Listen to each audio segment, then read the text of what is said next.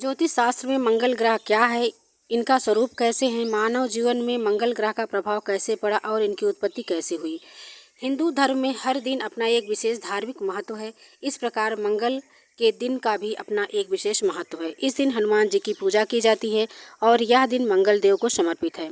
ज्योतिष शास्त्र के अनुसार 9 ग्रहों में मंगल ग्रह को सेनापति बताया जाता है। इन्हें मंगल देव, भौमपुत्र, अंगारक आदि नामों से संबोधित किया जाता है। मंगल ग्रह का प्राकट्य कैसे हुआ, इनके विषय में पौराणिक कथा। इसका संबंध सीधा शिवजी से है। स्कंद पुराण के अवंतिका खंड में यह वर्णन मिलता है कि एक बार अंधकासुर ने देवलोक में अपना अधिकार जमा लिया था। उसे शिवजी से वरदान प्राप्त होने के कारण कोई भी उसका वध नहीं कर पा रहा था। यहाँ तक कि देवताओं को भी, राजा इंद्र को भी उसने परेशान कर रखा था। तब सारे देवता दुखी होकर भगवान शिव जी के पास पहुँचे और उनसे आग्रह करने लगे। उन्होंने कहा, हे भोलेनाथ, इस दैत्य का कुछ करिए, वरना सृष्टि में देवताओं का अधिकार नहीं बचेगा। भगवान शिव सभी देवताओं को आश्वासन देकर अंधकासुर से युद्ध करने लगे। यह युद्ध बड़ा भयानक चला।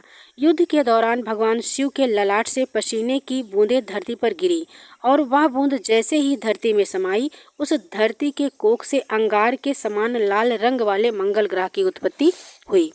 महादेव के ललाट से पसीने की बूंदें जिस जगह गिरी वह महाकाल की नगरी उज्जैन है। भूमि के गर्भ से एक अंगार क्षीण लिंग उत्पन्न हुआ, उसमें से एक बालक प्रकट हुआ। उस बालक ने अंधकासुर का वध कर दिया।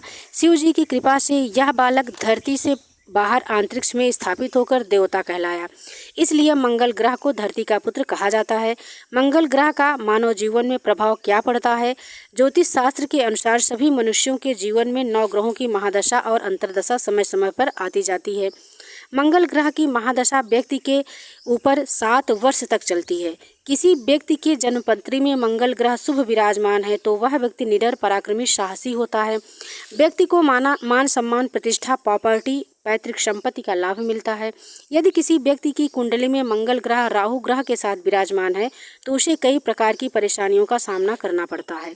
विवाह में देरी होती है, शत्रुओं से पराजय मिलती है, दुर्घटना होने का खतरा बना रहता है, जमीन संबंधी विवाद होता है, कर्ज आदि समस्याओं से वह व्यक्ति हमेशा घिरा रहता है। यह ग्रह मेष और वृश्चिक राशियों का स्वामी माना जाता है। नक्षत्रों में यह मृगशिरा और चित्रा घनिष्ठा का स्वामी माना जाता है।